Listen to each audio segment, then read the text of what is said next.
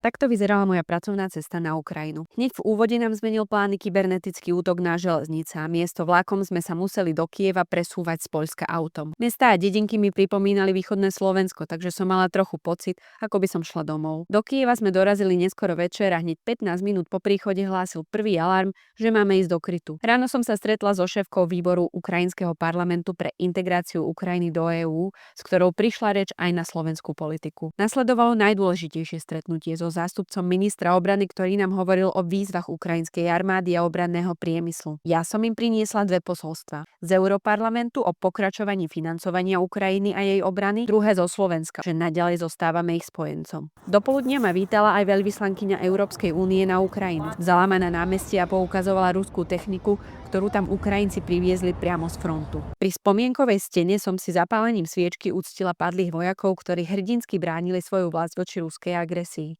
Pokračovala konferencia o bezpečnosť a vystúpila som tu za Europarlament aj ja. Nasledovali ďalšie stretnutia. Šéf výboru pre štátnu bezpečnosť a obranu nám hovoril, ako postupuje ukrajinská armáda na boisku. Média sa pýtali, čo môže Európska únia ešte urobiť pre Ukrajinu. A hneď potom sme sa presunuli do inovatívneho podniku, kde vyrábajú drony používané v bojoch na mori. A o bezpilotných lietadlách mi zas porozprával veliteľ drónovej divízie. Inšpiratívny bol aj rozhovor s členkou parlamentu, ktorá vydala knihu o ukrajinských vojačkách a hovorila o narastajúcom záujme žien o vstup do armády. Všetky zážitky a rozhovory som ešte hodiny spracúvala vo vlaku z Kieva.